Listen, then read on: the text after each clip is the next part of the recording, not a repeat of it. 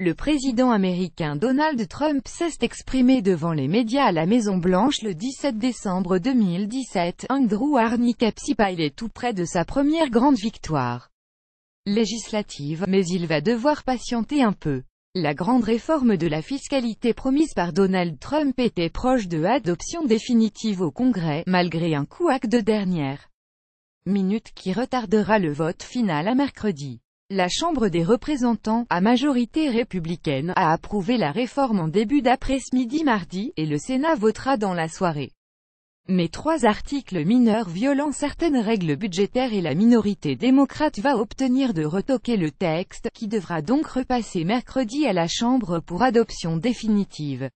Le résultat devrait rester le même. L'adoption de la première grande réforme du mandat de Donald Trump. Breaking news: The House just passed the Tax Cuts and Jobs Act, cutting taxes for middle-income families across America. pic.twitter.com 9 puis pop im2 Paul Ryan @Speaker Ryan Décembre 19, 2017. Félicitations, a tweeté le dirigeant peu après le vote de la Chambre, en énumérant les leaders républicains qui ont voté pour baisser vos impôts. La minorité démocrate est unanimement opposée, mais la majorité républicaine s'est finalement rassemblée, après des semaines de marchandage.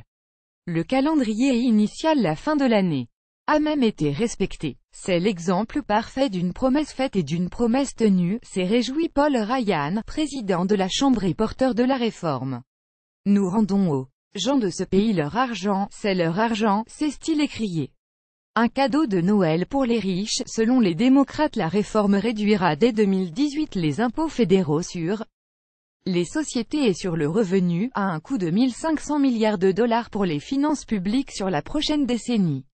Mais le locataire de la Maison-Blanche espère qu'elle installera durablement la croissance économique américaine au-delà des 3% actuels, ce qui générerait en retour de nouvelles rentrées fiscales.